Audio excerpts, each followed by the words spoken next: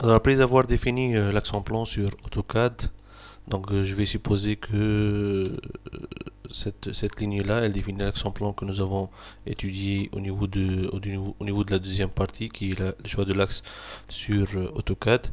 Je l'ai un peu corrigé en fonction de quelques données telles que la chaussée existante, ces bords-là, et je l'ai fini jusqu'au bout. C'est-à-dire que j'ai défini tous les rayons, tous les virages, tous les éléments droits. Vous remarquez cette ligne rouge interrompue, ça définit donc mon axe en plan qui va être saisi, comme je l'ai dit, sur le logiciel piste et plus précisément sur le module DAP. D'accord? Donc jusqu'à la fin, jusqu'à ici. Voilà. Alors pour la saisie sur piste, nous allons ouvrir le logiciel piste. Et en faisant fichier nouveau, on a quatre choix qui sont proposés. La conception plane, et ça concerne, comme on l'a dit, l'axe en plan avec l'extension DAP. La conception longitudinale, ça concerne le profil Hollande, le module d'extension DPL. Le fond de plan TPL, c'est un module qui a été toujours utilisé par le logiciel piste, quoique dans les anciennes versions, c'était un module à part. Il n'est pas directement intégré au logiciel piste, mais c'est un module donc qui traite le terrain naturel selon le modèle numérique de Delaunay, un modèle mathématique pour trianguler le terrain naturel et avoir une surface tridimensionnelle appelée modèle numérique de terrain. Le quatrième module, le dernier, c'est le module profil invertible qui va nous permettre d'introduire les caractéristiques transversales ou bien le profil invertible de notre chaussée. Alors je vais commencer par la création d'un nouveau fichier accent plan. Ok, donc il me demande l'emplacement de ce fichier là. On va aller jusqu'à vers le fichier de conception. Donc je vais essayer de partager ce répertoire là pour tous les utilisateurs pour que vous puissiez bénéficier de ces fichiers sur lesquels je suis en train de travailler. Alors on va l'appeler axe, ouvrir. Alors le fichier n'existe pas, voulez-vous le créer? Bien sûr, ok.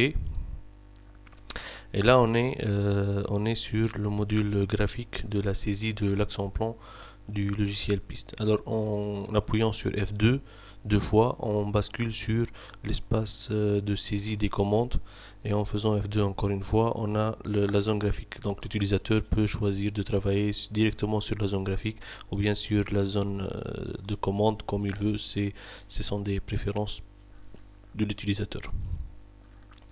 Donc on va commencer la saisie de l'action plan que nous avons défini ici. Donc je vais commencer par le début. Alors en cliquant sur cette droite, je vais regarder le point de départ. Donc si je lis les coordonnées XY à gauche en bas, ici, en positionnant le curseur sur le point de départ, il devient vert, et je lis que le X est égal à 104 170,598 et le Y c'est 3 043 824.4932. Le Z il est nul parce qu'on est en train de faire un axe en plan en deux dimensions avec un Z égal à 0. Donc je peux comme ça connaître le point de départ, et puis on va lister cette droite là, LS, et on va retrouver le point de départ de notre droite, qui est ce point là. On va le copier, on va mettre POI comme point, P1 c'est le nom du point, et on va mettre le X et Y, mais il faut tâcher à éliminer ce Y égal, parce que c'est ça la commande que va accepter le logiciel piste. Donc au niveau des points, on utilise la commande POI, et ensuite on va mettre le numéro du point, P1, P2, P3, ainsi de suite, le X et le Y. Tout ça séparé par juste des espaces. Et on fait entrer. Donc si c'est écrit en bleu, c'est que le logiciel l'accepte. Par contre, si par exemple, si je mets le Y égal que j'ai éliminé, qu'est-ce qu'il va me dire? Donc déjà, elle est écrite en rouge, c'est-à-dire que le logiciel n'accepte pas cette commande. Il me dit un des labels objet n'existe pas ou non invalide, c'est-à-dire qu'il ne comprend pas ce Y égal, et il fallait bien l'éliminer. Alors bien sûr là il n'a pas changé le point P1, c'est pas la peine de le redéfinir. Et donc on peut continuer avec le deuxième point. Je vais revenir sur AutoCAD pour copier les coordonnées du deuxième point. Alors, je vais mettre au début P8, P2, espace, je vais éliminer le Y égale, entrée. Maintenant, si je clique sur le bouton droit dans la zone graphique, j'ai une liste de commandes, une liste de menus qui me permet de faire l'interrogation, de faire du pan panoramique, faire des zooms avant, arrière, fenêtre, voir les calques. Je vais faire zoom to. Donc là, j'ai les deux points. Alors je peux par exemple cliquer sur interrogation point pour interroger ce point là. C'est le point P1, X est égal, Y est égal, juste en bas à gauche. Bien sûr, je peux faire la même chose pour le point P2. Ensuite, on va joindre ces deux points là par une droite. Donc on va utiliser la commande draw comme droite. On va donner à cette droite le nom D1 et elle joint les points P1 espace P2. En faisant entrer, donc j'ai la droite qui définit le début de mon axe en plan que j'ai fait sur AutoCAD. Alors bien sûr, si vous voulez effacer cette droite là, il y a la commande EFE et puis vous écrivez le nom de la droite que vous voulez effacer, D1, comme ça j'efface. De la même manière, je peux effacer le point P1, ainsi de suite. Vous pouvez utiliser donc la commande EFE pour effacer n'importe quel élément que vous avez saisi. Sinon, pour le dessin de la droite, il y a d'autres commandes. Il y a une autre méthode. Vous cliquez à droite en haut sur élément, ensuite droite, nom de l'élément, et vous allez écrire D1.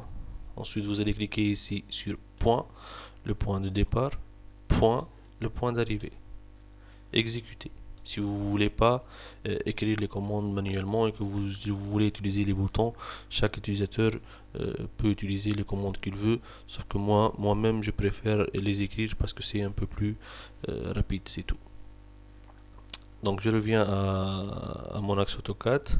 Donc ça c'est la première droite qui est définie. Ça normalement c'est un cercle. Je vais le passer et je vais aller à la deuxième droite qui commence avec les XY. Je peux les noter visuellement comme ça, juste pour me rappeler l'abscisse du point de départ, parce que je peux me tromper quant au premier point ou bien le deuxième point. Il faut bien avoir en tête que l'axe doit avoir un seul sens et il faut bien numéroter ces points, bien les noter, les avoir en mémoire, parce qu'à la fin on va utiliser un axe en plan qui va passer par tous ces points là, toutes les droites, tous les cercles, et donc l'utilisateur, tous les cercles, et donc l'utilisateur aura tout au long de la saisie de l'axe en plan à bien faire attention à l'appellation qu'il utilise et à l'ordonnancement de ces points, hein. Donc ils doivent être bien saisis pour éviter les rebroussements de chemin. Donc je vais lister et je vais prendre le premier point parce que je l'ai marqué.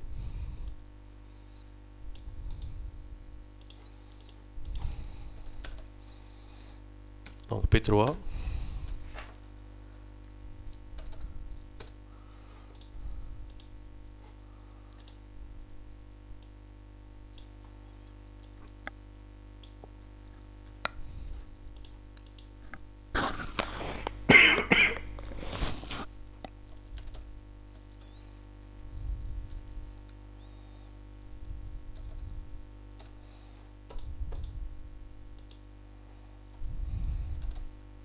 donc des deux entre le point P3 et le point P4. Et donc vous remarquez que les droites sont dans le sens de l'axe. Donc il faut éviter d'avoir des éléments qui sont dans le sens inverse, hein. Par contre, on oublie le cheminement des points et on peut avoir ce cas de figure. Alors là, ça peut pas être un axe en plan parce que les deux droites sont dans un sens contraire. Sauf si bien sûr vous avez un lacet ou bien un rebroussement de chemin qui a été fait exprès, mais dans ce cas-là, il faut des droites et des cercles qui permettent de faire ce rebroussement là. Mais ce cas de figure, on peut pas l'utiliser. Donc pour le corriger, je peux faire D2 et je réécris P3, P4. Donc qu'est-ce qu'il va faire? Il va juste remplacer la droite par les nouvelles coordonnées. Donc il me dit déjà écrasement d'un élément déjà stocké, c'est à dire que la droite a été redéfinie en fonction des deux points. Maintenant, pour la saisie du cercle entre les deux droites, donc il suffit d'aller sur AutoCAD, lister ces caractéristiques, et je trouve que c'est un rayon 1000. Donc je vais mettre, avant de mettre le cercle, je vais introduire le rayon, donc c'est DIS comme distance, R1. Et nous remarquons que ce cercle-là, il est dans le sens inverse au sens trigonométrique, dans le sens de l'axe. Donc c'est un rayon qui doit être négatif. Donc je vais mettre distance R1 moins 1000. Donc au niveau de l'axe en plan, mettez-vous bien en tête que la saisie d'un cercle doit être précédée par la saisie de son rayon. Ensuite, je vais dessiner le cercle C1. Donc, je vais mettre la commande CER. C'est la commande qui permet de dessiner un cercle. C1. Elle est tangente à la droite D1. Ensuite, à la droite D2. Et elle est de rayon R1. Donc, 3 éléments, 2 tangentes et un rayon. Ça permet de définir un cercle. En centre, un rayon. Et en faisant entrer, donc, vous avez le cercle qui est tangent à ces deux droites. Donc ça c'est la méthode pour saisir deux droites, ensuite un cercle dessus.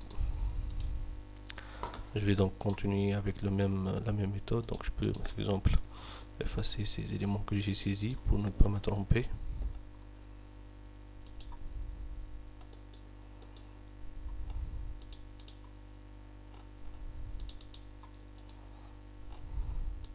Donc là j'ai un petit bout de droite. Je le liste, je prends le premier point.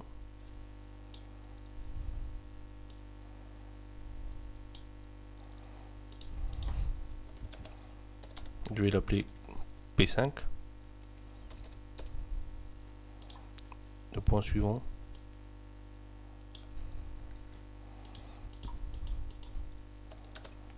P6. Toujours effacer le Y égal. Faire un zoom to. Dessiner la deuxième droite des 3 entre P5 et P6. Je reviens au cercle qui est juste avant cette droite là. Donc le rayon de ce cercle c'est moins 2500. Donc je vais mettre DIS R2 moins 2500.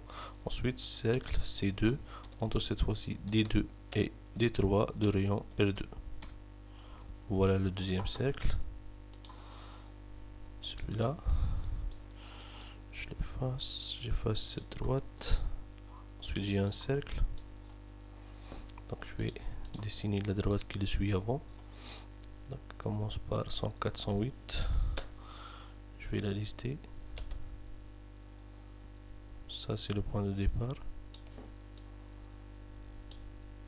Donc la commande listée, elle est une commande très importante au niveau de AutoCAD. Elle permet de réinterroger les caractéristiques de n'importe quel élément.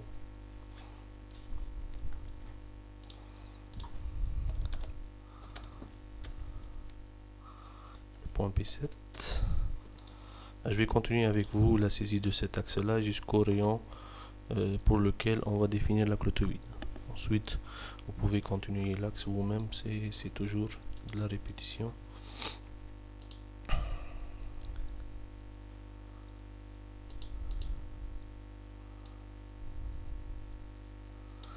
De répétition d'axe en plan au niveau de la saisie droite et cercle.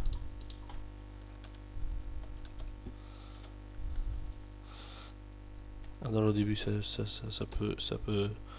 peut donner mauvaise impression. On se dirait que ça va me prendre beaucoup de temps à faire la saisie, mais non. Bon, on va dire qu'un axe de 40 à 50 km ça va prendre dans les 2 heures, 2 heures et demie pour un utilisateur avancé. Sinon il y aurait d'autres astuces. Il y a d'autres astuces qu'on peut utiliser pour importer l'axe en plan d'AutoCAD sur le logiciel piste, mais je préfère ne pas les donner tout de suite là parce que ça peut gêner un peu la compréhension du module. Et en plus de ça, j'ai besoin que l'utilisateur connaisse les différentes commandes que je suis en train d'utiliser et qu'il les pratique au moins pour une douzaine à une quinzaine d'axes, parce qu'après, si j'utilise des moyens automatisés pour générer l'action plan sur piste et qu'il y ait une erreur, il vaut mieux qu'il maîtrise ces commandes-là pour pouvoir corriger l'erreur. Donc, c'est très important de passer par la saisie des actions plans selon cette méthode-là, la première méthode proposée par Cetra, juste pour apprendre les commandes et savoir corriger un axe. Donc la droite donc D3 c'est écrit en bleu, donc c'est défini. D4 il a écrit en vert, donc il ne la connaît pas, donc je peux l'utiliser. Parfois je vais pas noter toutes les droites que j'ai saisies, il suffit de taper par exemple draw D2, elle est en bleu, donc on l'a défini. D3 c'est en bleu, D4 c'est en bleu, D5, D5 c'est en vert, c'est que c'est une droite, ce nom là n'a pas encore été utilisé pour nommer une droite quelconque, donc on peut l'utiliser. Voilà. Ensuite j'ai ce cercle là, donc maintenant au niveau du sens de l'axe,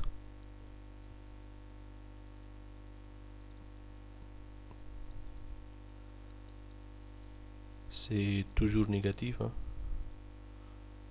Non, plutôt c'est positif, donc c'est dans le sens trigonométrique.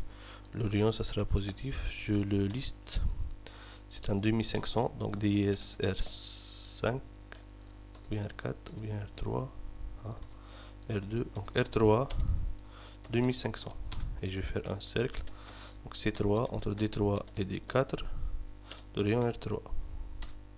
Voilà mon troisième cercle, et on continue ensemble la saisie de notre axe de cette manière là.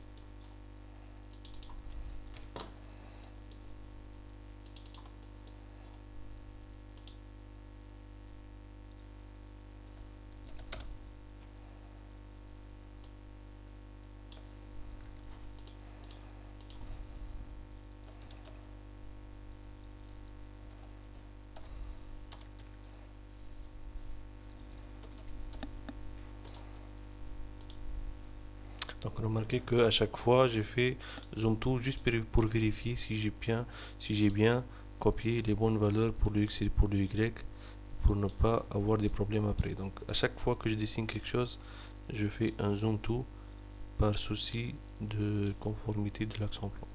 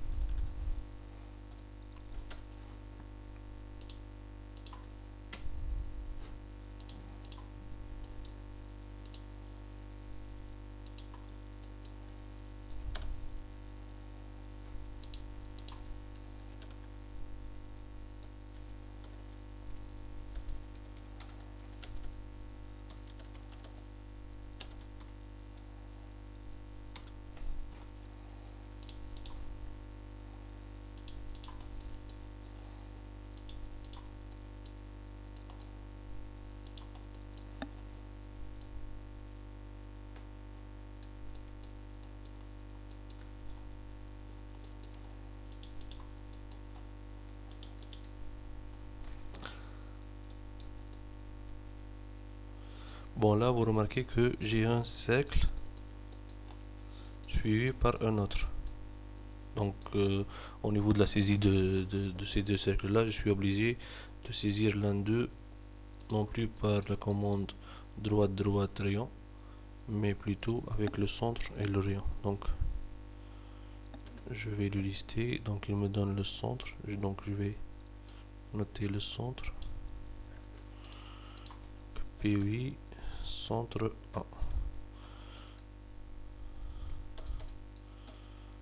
Je fais zoom tout. J'ai le centre ici.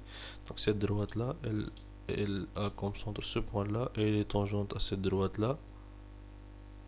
Donc, je peux. Donc, au niveau du rayon, c'est 900. Je vais essayer de faire cercle C7. C7. Ce point-là, tangente à cette droite-là. Donc, il n'accepte pas ça.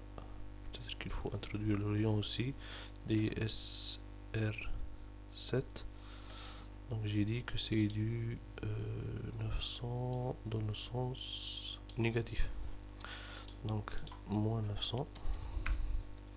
Je vais faire le cercle C7.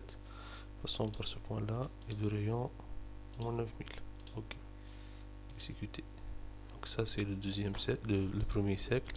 Le deuxième cercle, quant à lui, il va être défini comme tangent à ce premier cercle, tangent à la droite qui le suit, et de rayon donné. Donc je vais jusqu'au deuxième cercle, celui-là. Ça c'est une droite. Il est là le cercle. Donc je vais dessiner cette droite qui commence par le point 141. Donc je vais lister le point de départ et le point d'arrivée.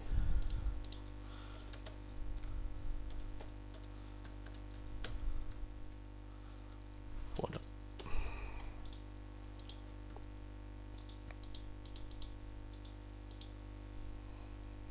Il y a un problème. P8, P8, P15. Ah, il a pris le centre, j'ai pas fait du copier.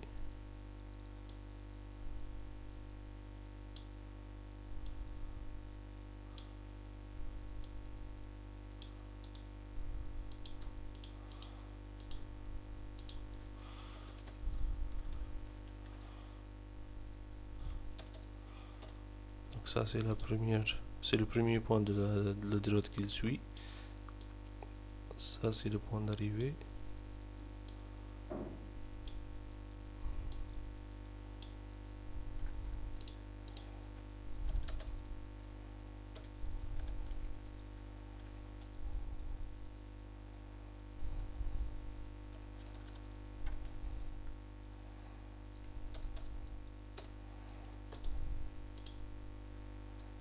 Donc draw D7, D8. D8 ça n'a pas été utilisé. Voilà. Ensuite je vais définir un cercle qui soit tangent à ce cercle, à cette droite. Et donc deux rayons.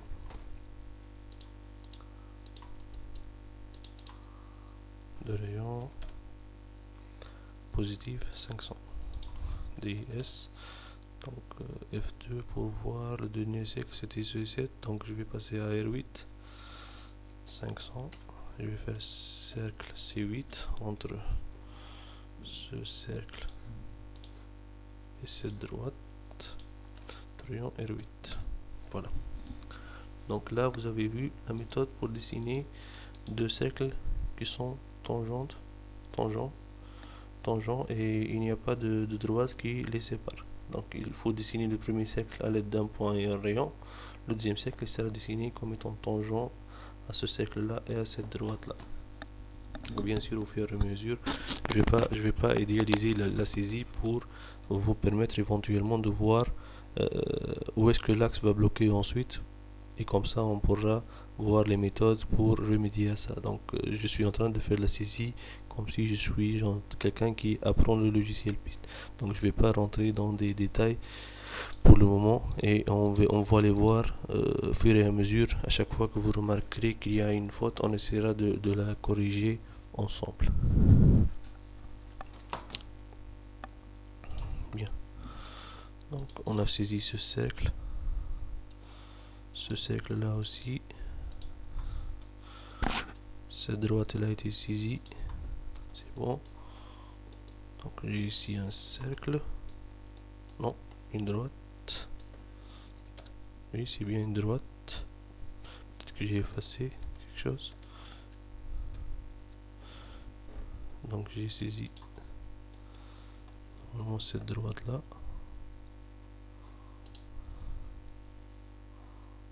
ici. Donc ça c'est le point P15 qui est ce point là.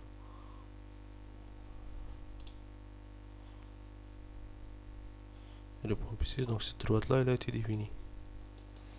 Donc je vais l'effacer. Ensuite je vais voir qu'est-ce que j'ai ici. Ah, peut-être qu'il y a un petit bout de cercle que j'ai pas vu. Voilà, un tout petit cercle de rayon 1000. Dans quel sens? Donc c'est dans ce sens là, donc c'est négatif. Donc je vais saisir cette droite.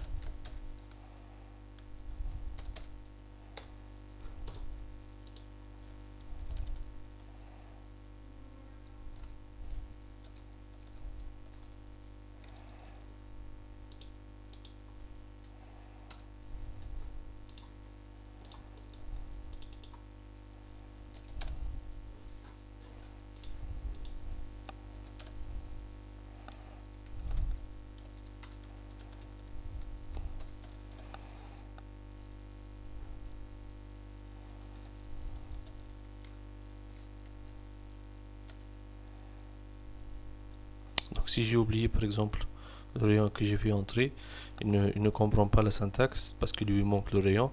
Donc je peux revenir à la dernière commande que j'ai saisie avec la flèche du curseur en haut. Voilà, donc je retrouve la commande, il suffit d'ajouter le R10.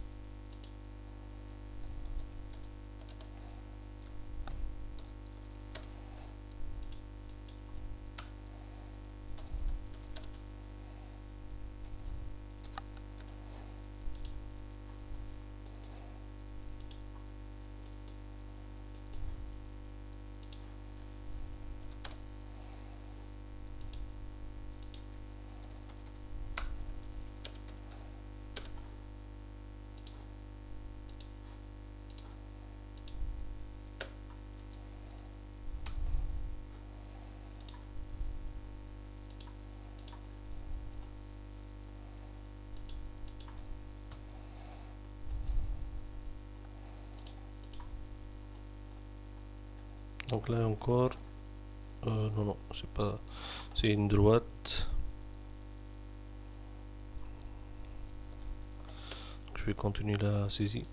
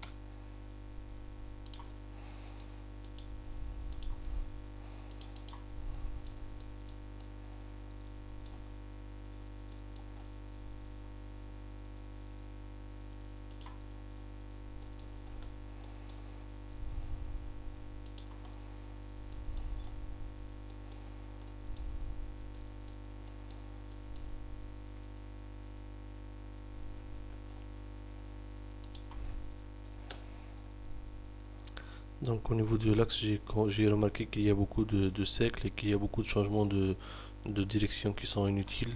Je vais considérer que jusqu'à ce virage-là, j'ai une seule droite.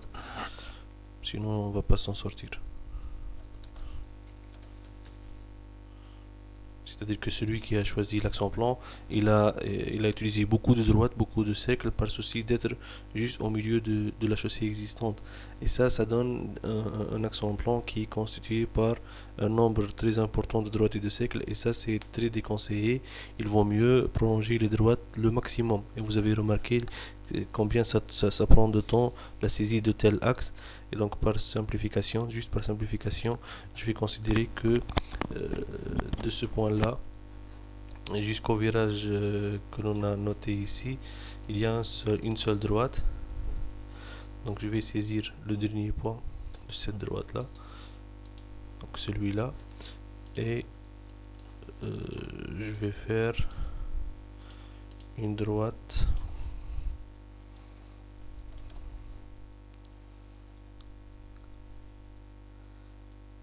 donc D16 entre ce point-là et celui-là, et un rayon, par exemple on va prendre R16 moins 1500 entre la droite D15 et la droite D16 de rayon R16.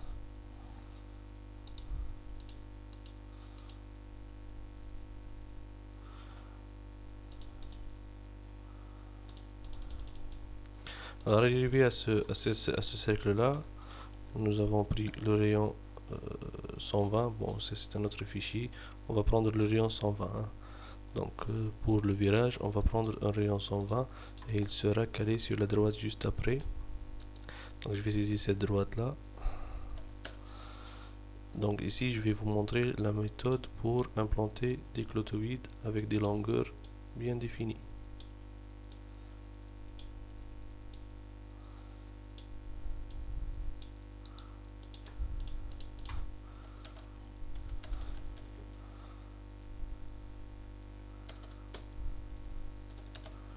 Donc le point 33, juste le point d'après.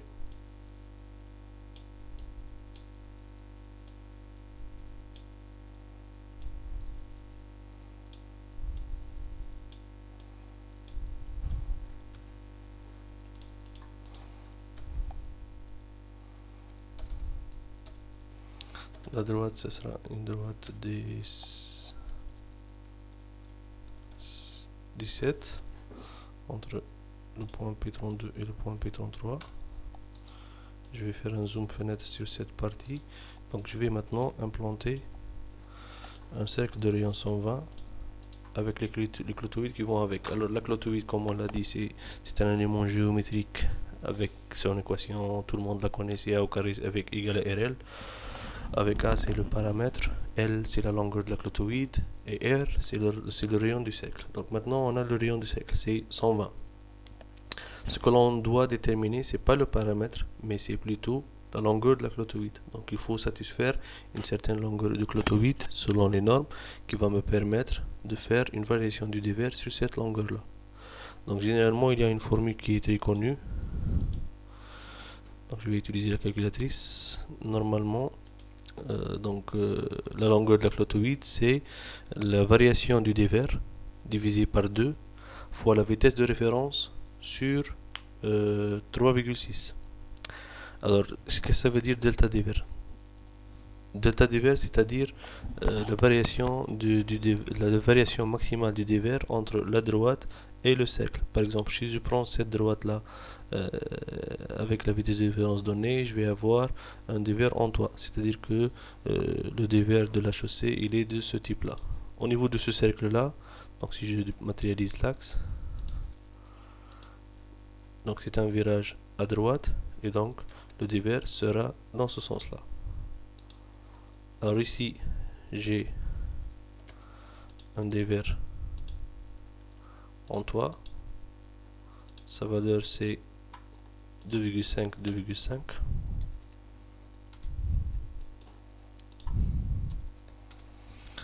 Et pour le cercle, j'ai un autre dévers.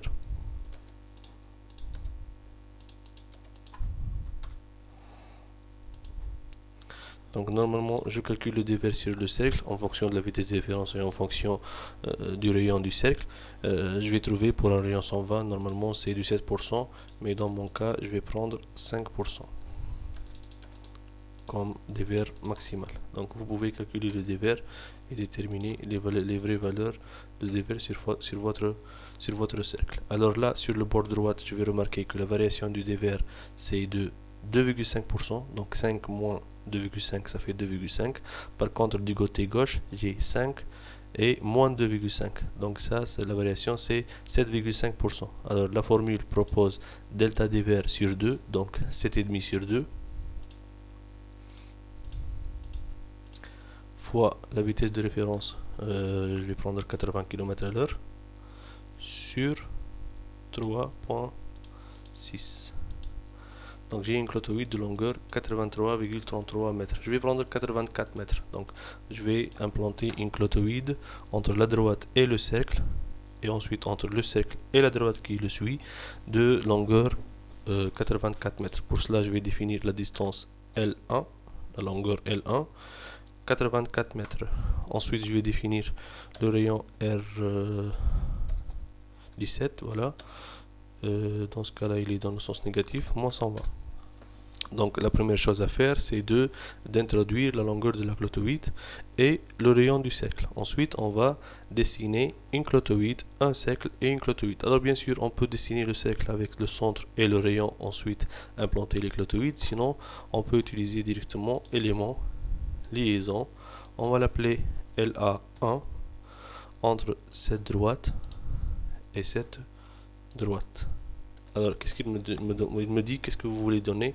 Le paramètre de la clotoïde, sa longueur, le ripage, une distance, donc un rayon, un point. Donc, il y a différentes méthodes pour introduire les liaisons. Il suffit de consulter le manuel d'utilisation du logiciel PIST.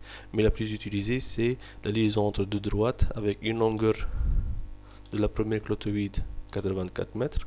Ensuite, le rayon du cercle, moins 120 mètres.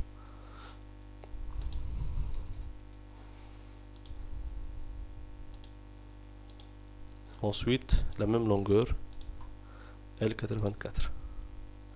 Exécuter. Les clotoïdes, elles sont trop longues. Donc, au niveau de ce virage-là, il n'a pas pu dessiner une clotoïde cercle plus clotoïde parce qu'il trouve que la longueur développée elle sera plus grande que ce qui lui est offert. Donc, je vais essayer de diminuer un peu la longueur de la clotoïde. Parfois, on est obligé de faire des choses comme ça. Ou bien, on peut même, pourquoi pas, prolonger cette droite-là jusqu'ici, par exemple. Donc là, il faut recorriger l'axe sur AutoCAD avant de continuer sa saisie. Donc le point d'arrivée de cette droite là, ça sera ce point là, 362.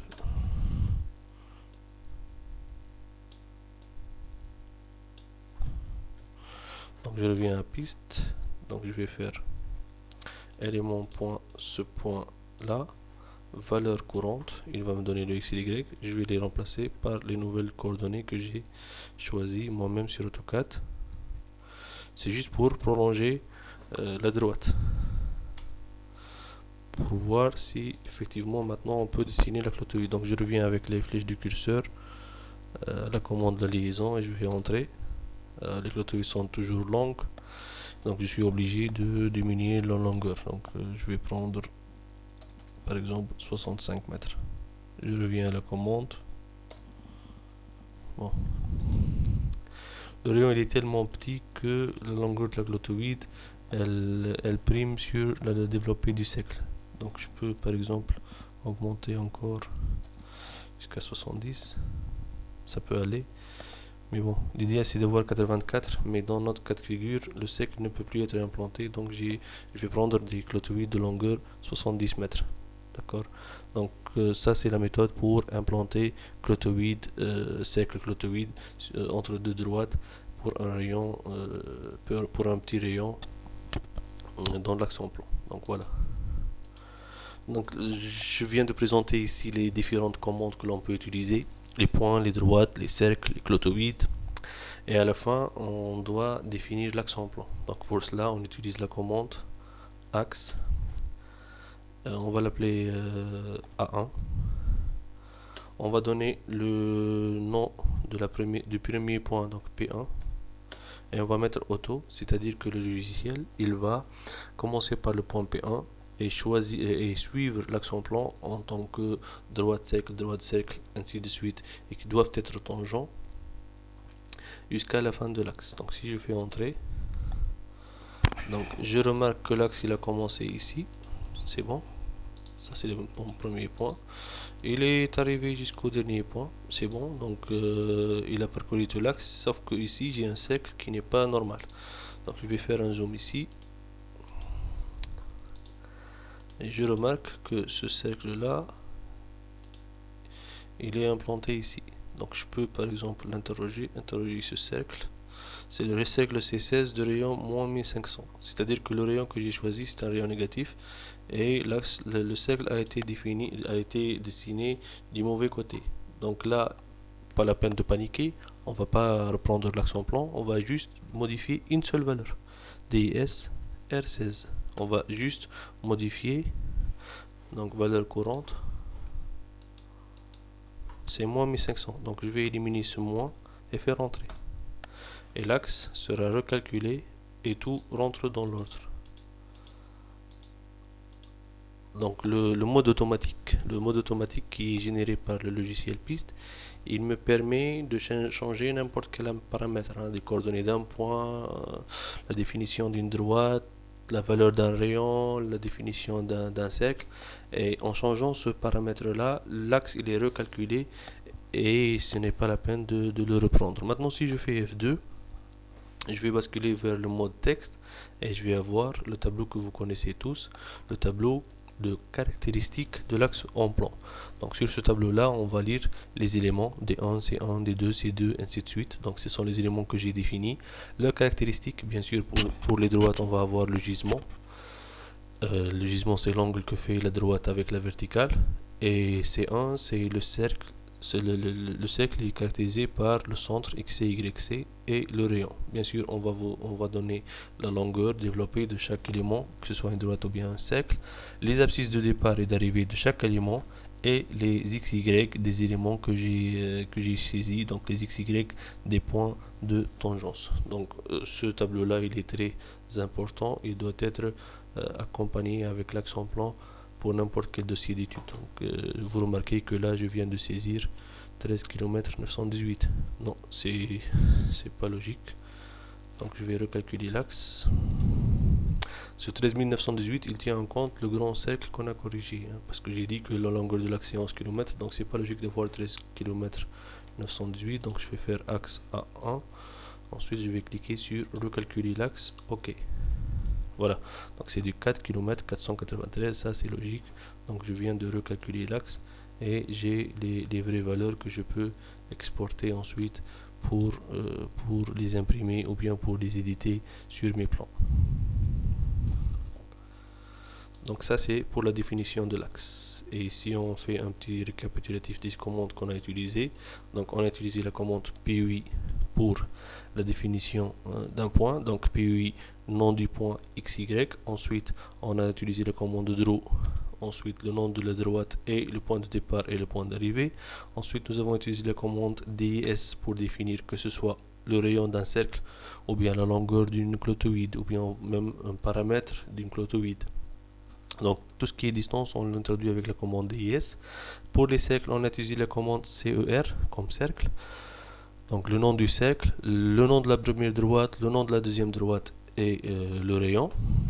Ensuite pour définir l'axe nous avons utilisé la commande axe. Nous avons donné le nom de l'axe A1, le point de départ P1 et on a fait auto, ou bien on peut cliquer par exemple sur ce bouton là, fin automatique, il va écrire auto, et donc c'est la commande pour définir l'axe. Alors vous me demandez combien je peux définir d'axes.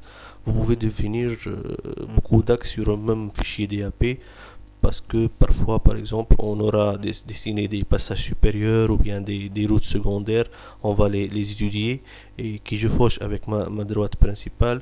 Donc au niveau du module DAP vous avez la main de saisir un grand nombre d'axes en plan sur ce module. Alors je vais donc vous rappeler qu'est-ce qu'on va faire après, parce qu'on a dit que le logiciel piste il contient beaucoup de modules, et si vous vous rappelez, lors de la première vidéo, on a dit que la création du fichier piste elle est généralement assurée par la commande tab. Et pour cela, on doit faire un zoning de l'axe en plan. Donc ça, ce sont deux commandes qui sont très intéressantes et que l'on doit utiliser pour générer le fichier piste. Alors premièrement, on va faire zone, c'est-à-dire qu'on va définir les distances partielles entre les profils en travers. Donc zone, il me demande quel axe voulez-vous faire un zoning, pour quel axe. Donc je vais cliquer sur l'axe A1. Alors à partir de quelle abscisse curviligne on va commencer à partir du 0 et on va implanter un profil en travers tous les 25 mètres. Donc zone A1 0,25, comment on le lit? C'est un zoning d'application sur l'axe A1 qui commence par l'abscisse 0 d'origine et on va implanter un profil en travers tous les 25 mètres. Je fais entrer. Ensuite on va utiliser la commande tab pour tabuler donc cet axe là. Et on va créer un fichier piste. Alors vous remarquez qu'il y a ici complété, c'est-à-dire que si vous avez défini le fichier piste avec les deux autres méthodes, il suffit de compléter. Par contre, dans notre cas, on n'a pas encore créé un fichier piste, donc on va faire création, exécuter. Donc il nous demande quel est le nom du fichier piste que vous voulez créer.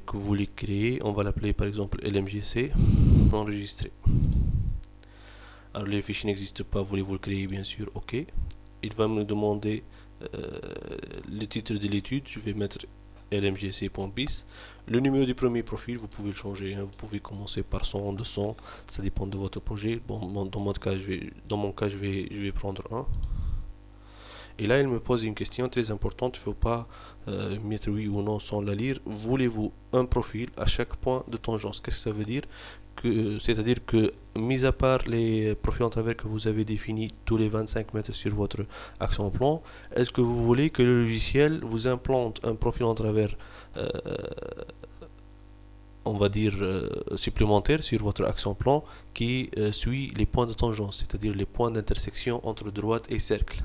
Donc généralement au niveau des routes dans lesquelles on a de grands rayons en plan, c'est pas la peine d'implanter des profils en travers ou bien d'imposer des profils en travers au niveau des points de tangence, parce que le virage ne sera pas vraiment très marqué au niveau du tracé. Par contre, pour des routes où il y a de forts virages ou bien où on veut justement détecter où est-ce que le virage va commencer exactement pour aider le conducteur de travaux ou bien pour améliorer les caractéristiques lors de l'exécution et lors de la mise en place de la chaussée, donc ce chantier, il vaut mieux dans ce cas-là implanter des profils au niveau des points de tangence. Donc dans mon cas, je vais mettre oui.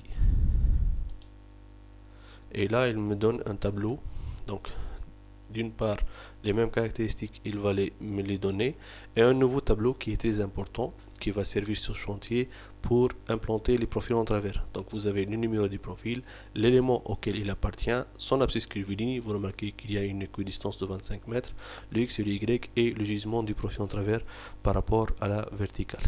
Ok, donc là, je viens de saisir un axe en plan, j'ai fait sa définition, le zoning d'application tous les 25 mètres et j'ai généré le fichier piste qui va avec. Donc il suffit de fermer ce module DAP et d'ouvrir le fichier piste. Donc là vous avez l'axe qu'on a créé et le fichier piste, donc d'extension .pis que nous avons créé tout de suite là. Donc au niveau de l'axe en plan, ça c'est une description, hein. Au niveau de l'axe en plan, vous avez 36 éléments, le profil en long n'est pas défini, la tabulation vous avez 215 profils, le terrain non défini, le dévers non plus, le projet non plus et les perspectives n'ont pas encore été définies. Donc si je fais OK, j'ai pas de profil en long, mais je vais faire affichage tracé en plan et là j'ai l'axe en plan que j'ai défini. Je peux faire calque, profil et regarder les profils en travers que j'ai créés.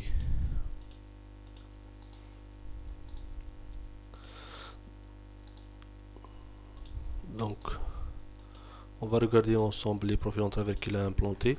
Vous avez le profil numéro 1, le 2, le 3 et le 4. Donc vous remarquez que le 1 et le 2 ils sont équidistants de 25 mètres, le 2 et le 4 de même, mais au niveau du profil en travers 3, ça c'est un profil en travers qui a été implanté parce qu'il y a un point de tangence.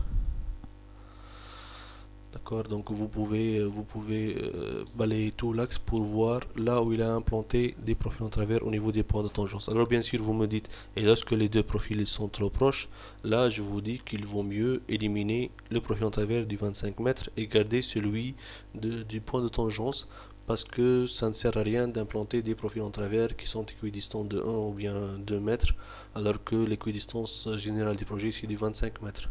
Alors, comment justement éliminer ces profils en travers? Je vais fermer ce fichier piste. Et ici, sur cette interface du logiciel, je vais faire outils, gestion profil. Alors, il me demande quel le fichier piste voulez-vous gérer. Je vais cliquer sur lmgc.fr, lmgc.piste, pardon. Et là, je vais avoir les numéros du profil et leur abscisse 8 lignes. Donc j'ai le profil numéro 1, 0, le 2 c'est le 25, le 4 c'est le 50, et vous remarquez que le 3 c'est du 35-42. Bon, à la limite ici c'est 10 mètres et 15 mètres, je peux le garder. Par contre ici entre le 7 et le 8 j'ai 120 et 125, je vais éliminer le 8, effacer, oui. Donc je vais avoir 120 entre 100 et 150, je peux garder ça. Ensuite je vais descendre un peu plus loin. 396 et 400, je vais éliminer le 400. À chaque fois, ça c'est un défaut, hein. À chaque fois il va me ramener vers le début et donc je suis obligé de reparcourir. Alors là c'est inférieur à 1 mètre, hein, c'est du 33 cm, je vais éliminer le 475. Heureusement, lorsque je vais descendre, il va mettre une couleur gris sur le dernier profil que j'ai traité. Donc 575, 593, je vais éliminer le 600.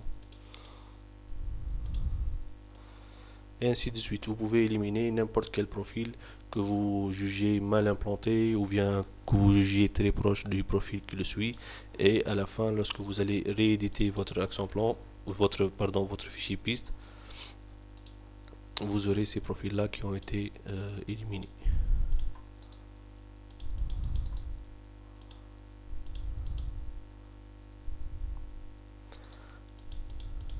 Voilà. Donc vous remarquez que le profil numéro 8 qui était très proche du profil en travers 7 a été éliminé, et donc la numérotation a été refaite et je retrouve le 8 ici et le 9 a été décalé d'un profil. Voilà, donc il n'y a pas de méthode à suivre pour définir un action plan et les profils en travers exactement. Ça dépend de votre projet, ça dépend de votre jugement, ça dépend de la précision que vous voulez, ça dépend de l'action plan que vous avez saisi sur AutoCAD, s'il est bien, s'il n'est pas bien fait. Ça dépend de la saisie que vous avez faite. Il faut éviter les erreurs, éviter les rebroussements de chemin. Il ne faut pas avoir des droites qui se vont dans le sens inverse ou bien même des cercles. Et donc vous avez vu comment on va générer le fichier piste. Une seule chose, il faut toujours avoir en tête que la commande tablée c'est l'une des commandes les plus importantes, parce que c'est à partir de cette commande là que vous allez pouvoir passer de l'action plan vers le fichier piste. Sinon votre projet ne sera jamais terminé si vous ne connaissez pas cette méthode. Alors bien sûr, pour l'interaction entre piste et AutoCAD, vous pouvez exporter cette action plan, non pas du module DAP mais plutôt du module PIS, d'accord. Donc si vous voulez l'exporter, donc fichier exporter en DXF, donc là je peux cocher les profils et l'action plan. Par contre, d'autres éléments qui concernent le projet ne peuvent pas être cochés parce qu'ils n'ont pas encore été définis. Je vais faire OK. Il va me dire qu'est-ce que vous voulez l'appeler, donc je vais mettre lmgc.dxf, OK. Et sur AutoCAD, je peux ouvrir ce fichier DXF. Le voilà. Donc sur AutoCAD, vous pouvez avoir votre action plan, et donc vous pouvez le mettre sur votre tracé. Donc je vais sélectionner tout, édition, copier avec un point de base à partir du 00, et je vais le mettre ici sur le 00. Ah, il y a un problème.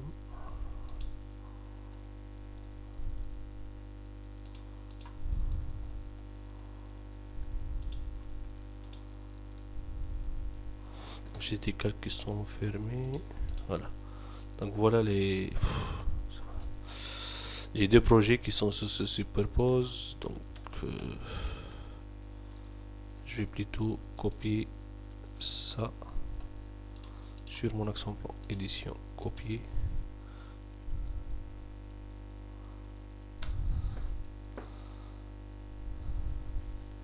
Je vais les coller ici. Voilà.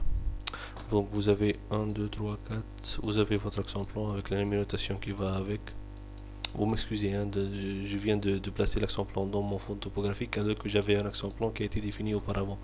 Donc j'avais deux projets qui se superposent, mais là j'ai ramené le fond topo sur mon accent plan et ça fait l'affaire. Donc vous avez l'accent plan que vous avez dessiné sur AutoCAD qui a été exporté par le logiciel piste. Je peux aller vers le virage pour voir la clotoïde. Voilà, la clotoïde elle est dessinée par le logiciel piste comme étant une polyligne. Donc ça c'est le rayon 120. Et tout de suite après, nous avons la clotoïde. Et si j'interroge sa longueur, je vais avoir une clotoïde de longueur 70 mètres. Rappelez-vous qu'on a diminué un peu la longueur de la clotoïde pour pouvoir l'implanter. Donc voilà, au niveau de l'export de l'accent plan d'AutoCAD vers de piste vers le logiciel AutoCAD. Et donc à ce stade là on peut dire que l'accent plan a été bien défini et on peut continuer avec les modules qui suivent tels que le terrain naturel, le profil rendement qui seront le sujet des vidéos qui vont suivre celle-ci. Je vous remercie.